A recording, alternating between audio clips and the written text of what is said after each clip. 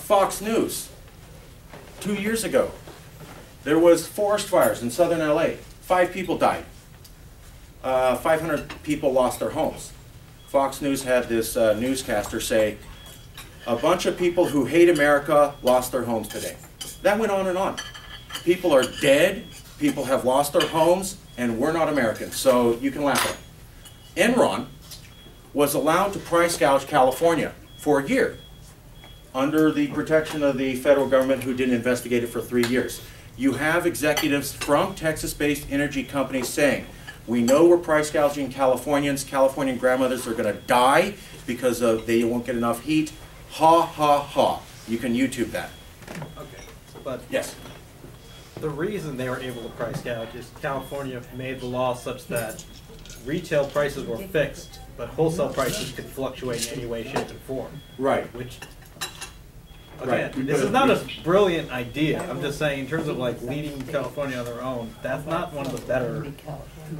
If I could address just that real quick. The federal government has said that, in fact, Enron and multiple Texas-based energy companies illegally screwed around with the prices. They colluded. I'm well aware of that. They committed a felony. Yeah. The federal government did not look into it for 4 years. Then when they did, they took about 2 years. They just recently announced that of the $25 billion that we were price gouged, we'll get about $100 million. Yeah.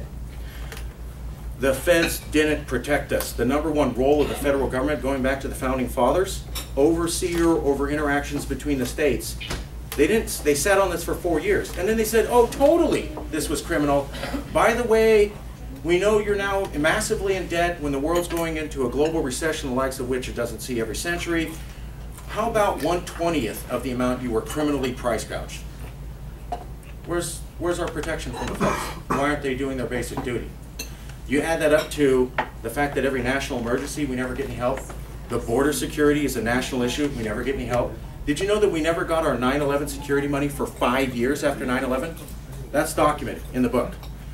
California was the most terrorist-sensitive place in all of America, according to the retired Homeland Security Director Chertoff, and yet for 5 years after 9/11, we never got our security money. Do you know where most of the 9/11 security money went? Texas and Florida.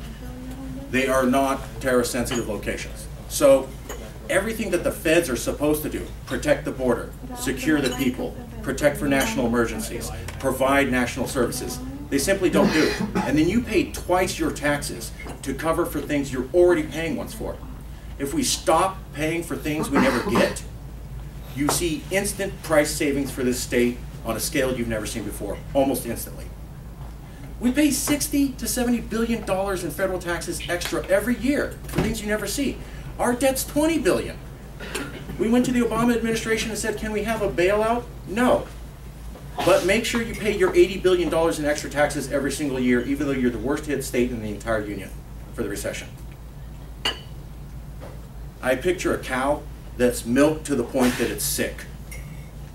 And the cow's not aware that it's milked to the point that it's sick. And the farmer who's milking that cow simply doesn't care that that cow looks sickly. That's us.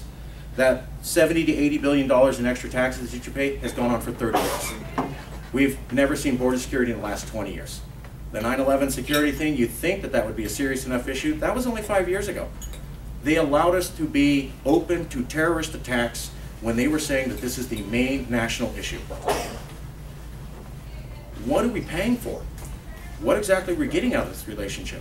And I understand that we have problems at the state level. The feds are